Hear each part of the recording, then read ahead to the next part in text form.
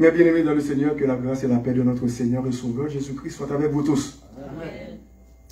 Alors je salue tous nos internautes, des amis qui sont un peu partout, et nos frères et sœurs aussi.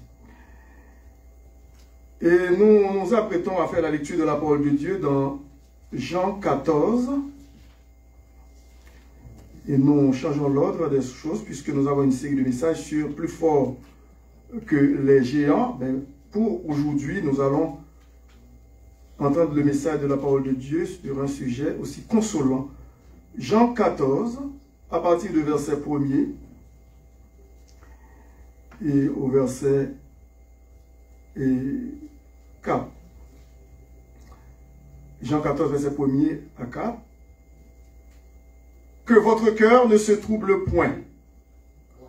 Croyez en Dieu et croyez en moi. Il y a plusieurs demeures dans la maison de mon Père. Si cela n'était pas, je vous l'aurais dit. Je vais vous préparer une place. Et lorsque je m'en serai allé et que je vous aurai préparé une place, je reviendrai et je vous prendrai avec moi, afin que là où je suis, vous y soyez aussi. Vous savez où je vais et vous en savez le chemin. Que l'Assemblée de Dieu dise Amen. Amen. Merci, vous pouvez vous asseoir. Une espérance bénie et glorieuse. Amen. Une espérance bénie et glorieuse.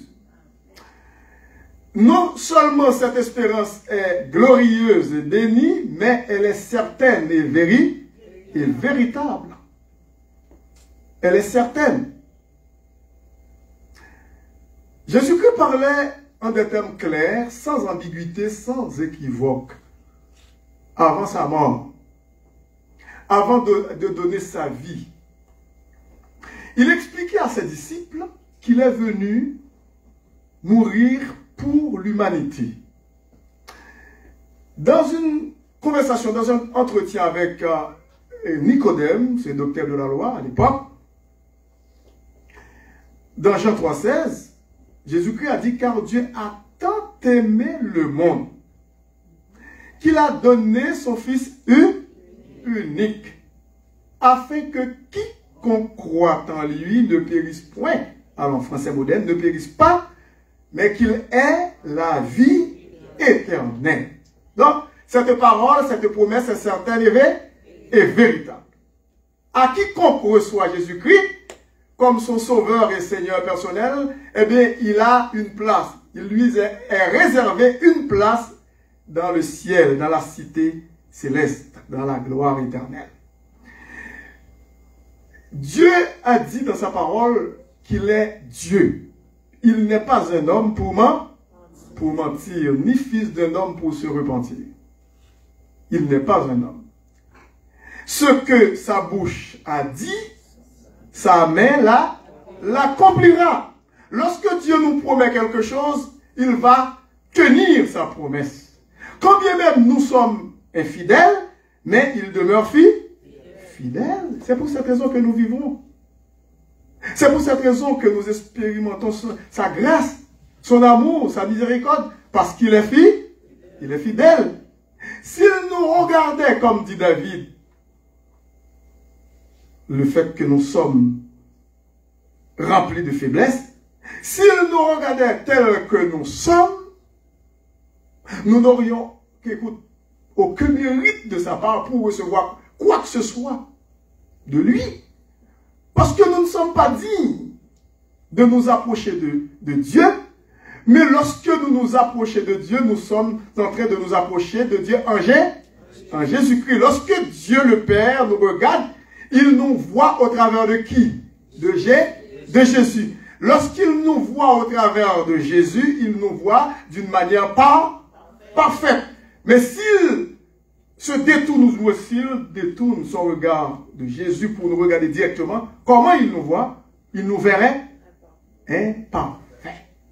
Et c'est pour cette raison que nous pouvons nous consoler, mes bien-aimés. En dépit de nos faiblesses, en dépit de nos manquements, en dépit de nos fautes, nos transgressions, nos péchés, mais nous bénéficions encore de l'amour et de la grâce de Dieu.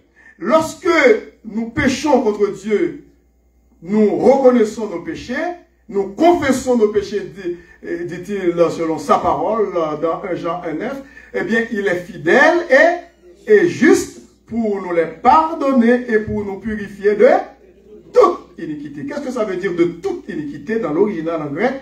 Le péché du passé, présent et futur. Qui veut dire, il savait que nous allons commettre des manquements, des écarts de conduite, des failles, des péchés. Eh bien, le sang de Christ a déjà couvert le passé, le présent et le futur. Tous nos péchés. Est-ce que vous êtes content d'entendre ça? Ce n'est pas une licence de vivre dans le péché, ce n'est pas ça du tout. Mais c'est de nous rassurer devant la sainte présence de Dieu, savoir que nous avons un Père charitable, un Père secourable, un Père d'amour, un Père miséricordieux. Et lorsqu'il va laisser ses disciples, il les regardait empreints de tristesse. Il disait à ses disciples que votre cœur ne se trouble point. Croyez en Dieu et croyez en moi. Pourquoi? Eh bien, il y a plusieurs demeures dans la maison de mon Père. Il y a de la place en masse, comme nous avons l'habitude de dire. Si cela n'était pas, eh bien, je vous l'aurais dit. Si ce n'était pas vrai, je vous l'aurais dit que ce n'est pas vrai. Je vais vous préparer une place. Et lorsque cette place sera prête, je vous promets de revenir vous chercher. À chaque fois un frère est parti pour l'éternité, pour la gloire, eh bien, sa place est prête. À chaque fois une sœur bien-aimée en Jésus-Christ est partie pour la gloire, Jésus-Christ est venu la chercher parce que sa place est prête. Moi, je suis en train... J'aimerais aussi m'adresser aux gens qui ne connaissent pas Jésus-Christ, peut-être qui sont dans la salle, et aussi des gens qui m'écoutent présentement. Est-ce que votre place est prête pour l'éternité? Est-ce que vous avez une place dans le ciel auprès de Jésus? Près de Jésus, nul ne frayeur. Notre joie est indicible. Amen. Oh, quel beau soleil dans mon âme. Il éclaire et illumine tout. Hein? Ce soleil-là resplendit, illuminant tout. À ses rayons, mon cœur s'enflamme. Et je vais chantant partout. Parce que j'ai un sauveur merveilleux. Il est allé me préparer une place. C'est vrai, il y a la tristesse. C'est vrai, nos proches nous laissent dans le deuil, dans le chagrin. Mais cependant, lorsque nous pensons à l'éternité bienheureuse, et nous savons par la grâce de Dieu que nous les reverrons dans la gloire, eh bien nous pouvons dire qu'il s'agit qu'un au revoir. Ce n'est qu'un au revoir.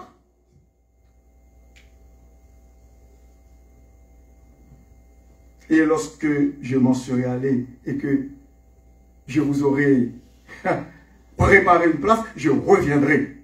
C'est certain avec Dieu, c'est certain.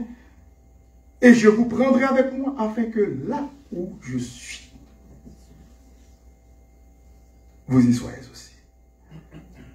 Est-ce que vous tous qui êtes ici, moi inclus, nous tous qui sommes ici, dans cette enceinte, dans la présence de Dieu, est-ce que nous sommes vraiment sûrs et certains qu'un jour nous serons dans le ciel? Oui, par la grâce de Dieu. Mais s'il y a quelqu'un encore que je dis, j'interpelle, à quiconque n'a pas encore reçu Jésus-Christ comme son sauveur Seigneur personnel, eh bien c'est le temps de le faire avant qu'il ne soit trop tard. Avant qu'il ne soit trop tard. Ne vous en faites pas. Parce que le verset 4 dit, vous savez où je vais. Et vous en savez le chemin. Le chemin. Parce que Jésus-Christ a dit, je suis le chemin, la vérité et la vie. Il y a des gens qui cherchent beaucoup de chemins pour aller au ciel. Mais c'est simple. C'est simple. Vous n'avez pas besoin de fabriquer d'autres chemins. Il n'y a que seul, c'est Jésus-Christ. Hors Christ, pas de salut. Hors Jésus-Christ, pas de ciel. Écoutez, ça fait longtemps que vous vous faites avoir par toutes sortes de sectes pernicieuses, de religions, toutes sortes de religions, parce que les religions sont fondées par les humains, par les hommes, avec toutes leurs faiblesses. Le christianisme, ce n'est pas une religion, mais c'est une vie. Amen. C'est une personne. Arrêtons de comparer le christianisme aux autres religions, la religion musulmane et l'islam, le bouddhisme, l'hindouisme, Qingtao, comme on dit, les Chinois, le confucianisme, avec ce grand philosophe chinois, Confucius. Les gens ne s'arrêtent pas, hein, ou du moins n'arrêtent pas de fabriquer des religions pensant qu'ils peuvent atteindre le ciel. Impossible. Il n'y a qu'un seul moyen par lequel nous pouvons connaître le ciel. C'est Jésus-Christ. Et Dieu ne connaît pas Jésus-Christ sans nous dans le ciel. C'est vrai. Pourquoi? Parce que nous sommes devenus enfants de Dieu. Nous sommes héritiers de Dieu et co-héritiers de qui? Ah, de Jésus-Christ. Qui veut dire nous possédons les mêmes héritages de Jésus, que Jésus-Christ possède. Et c'est pour cette raison que dans Romains chapitre 8, lorsque nous regardons Romains, l'apôtre Paul nous encourage. Dans Romains chapitre 8,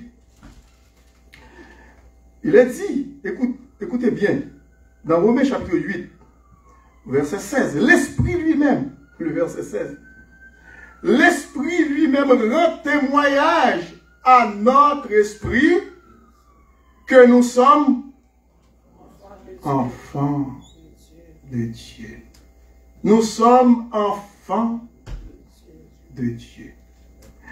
S'il vous arrive à douter de votre statut en Jésus-Christ, il faut dire à Satan, arrière de moi, Satan, puisque je suis enfant de Dieu. Ce n'est pas moi qui le dis, mais c'est la parole de Dieu qui l'affirme, qui le dit, puisque j'ai mis ma foi en Jésus-Christ, je suis devenu enfant de Dieu. Eh bien, le verset 16 de Romains 8, il dit, l'Esprit lui-même rend témoignage à mon petit esprit, l'Esprit majuscule, Saint-Esprit, qui ne s'écrit pas de la même façon avec l'autre. L'Esprit, le Saint-Esprit, lui-même rend témoignage à notre esprit, E minuscule. Le grand esprit, Saint-Esprit de Dieu, rend témoignage lui-même à notre petit esprit, c'est-à-dire notre sphère, notre façon, notre intellect, notre perception humaine limitée, notre conception en tant qu'humain, notre petit esprit, que nous sommes enfants de Dieu. Et puis le verset 17 dit, or si nous sommes enfants, nous sommes aussi quoi? Héritiers, héritiers de Dieu et co-héritiers de Christ. Si toutefois nous souffrons avec lui afin d'être glorifiés avec lui. Et c'est pour cette raison, nos frères et sœurs qui connaissent les épreuves, les vicissitudes de la vie, les souffrances, la maladie, toutes sortes de calamités, le verset 18 dit, j'estime que les souffrances du temps présent ne sauraient être comparées, est-ce que vous êtes là avec moi, à la gloire à venir qui sera révélée pour nous dans le ciel. Hein? Les souffrances que nous sommes en train d'endurer ici, bas sur cette terre, ça ne peut pas faire le poids, ça ne peut pas se comparer à la gloire qui nous est réservée là-haut. Nous allons oublier toutes nos souffrances, toutes nos tribulations, toutes nos épreuves. Nous n'en souviendrons plus. Ça ne nous reviendra jamais à l'esprit.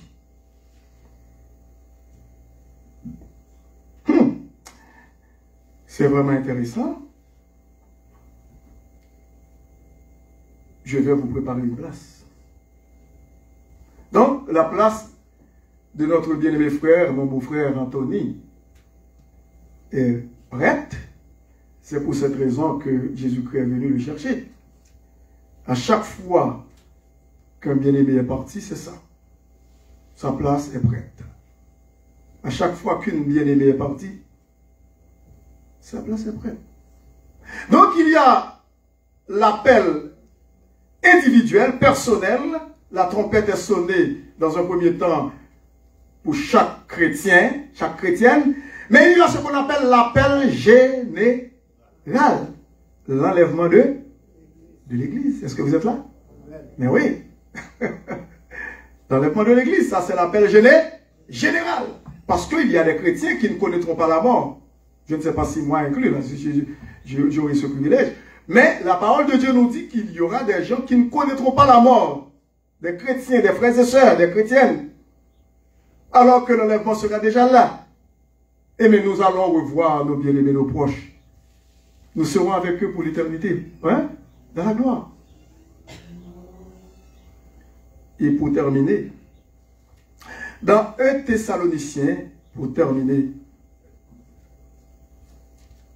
dans 1 Thessaloniciens chapitre 4, l'apôtre Paul dit aux chrétiens de Thessalonique qui avaient des proches qui étaient décédés,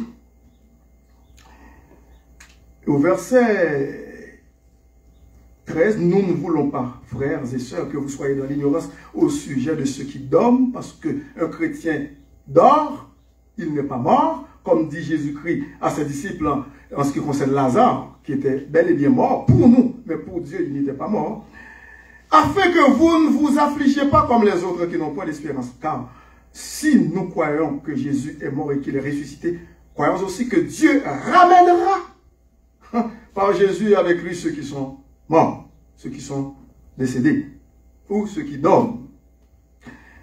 Et voici en effet ce que nous vous déclarons d'après la parole du Seigneur, pas la parole de l'apôtre Paul, mais d'après la parole du Seigneur. Nous les vivants, si on est encore en vie, nous les vivants, restés pour l'avènement du Seigneur, nous ne devancerons pas ceux qui sont morts. Car le Seigneur lui-même a un signal donné à la voix d'un archange. Autrement dit, la voix de Dieu se fera entendre au travers d'un archange. Au son de la trompette de Dieu. Descendra du ciel et les morts en Christ. C'est très important de savoir ça. C'est pas et les morts tout court. Non, non. C'est bien spécifié. C'est bien précisé. Et les morts en Christ ressusciteront premièrement. Ensuite, nous qui peut-être ne connaîtrons pas la mort, on ne sait pas. Nous les vivants qui serons restés, nous serons tous ensemble, enlevés avec eux sur des nuées à la rencontre du Seigneur dans les airs. Et ainsi nous serons toujours avec le Seigneur. Et puis, le verset 18 dit, consolez-vous donc. Amen. Consolez-vous donc les uns les autres par ces paroles. Alors, mon épouse et moi, nous pouvons nous consoler. La famille, ses parents affectés de près et de loin, des amis aussi, l'église. Nous pouvons nous consoler parce que la parole de Dieu est certaine et véritable, sa promesse est certaine. Jésus-Christ ne fait jamais une promesse fallacieuse, mais sa promesse est certaine.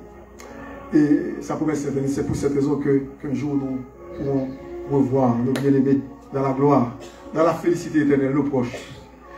Encore, pour terminer, s'il y a quelqu'un qui n'a pas encore Jésus-Christ dans sa vie, c'est le dernier appel avant de quitter la chair, l'estrade. S'il te plaît, accepte-le pendant qu'il en est temps, avant qu'il ne soit trop tard. Que le Seigneur bénisse. Je vais prier avec les gens qui n'ont pas encore Jésus-Christ. Ils peuvent répéter avec moi, s'il y a quelqu'un dans la salle. Et aussi sur les réseaux sociaux, ils peuvent faire cette écoute prière pour recevoir Jésus-Christ. Père Saint, je te demande pardon pour mes péchés, parce que je péchais contre toi, en désobéissant à ta voix qui me dit de venir accepter ton Fils. Il est venu mourir pour moi sur la croix. Il a versé son sang pour payer la dette de mes péchés, pour me laver. Je vivais dans la désobéissance. Maintenant, Seigneur Jésus, je te reçois dans mon cœur comme mon sauveur et Seigneur personnel. Fais de moi un enfant de Dieu par ton Saint-Esprit pour l'éternité, afin que je sois avec toi, avec tous les saints dans la gloire, un jour pour l'éternité. Amen. Alors si c'est avec sincérité que vous venez de faire cette prière avec moi, sachez bien que vous êtes devenus enfants de Dieu et pour l'éternité. Que le Seigneur vous bénisse.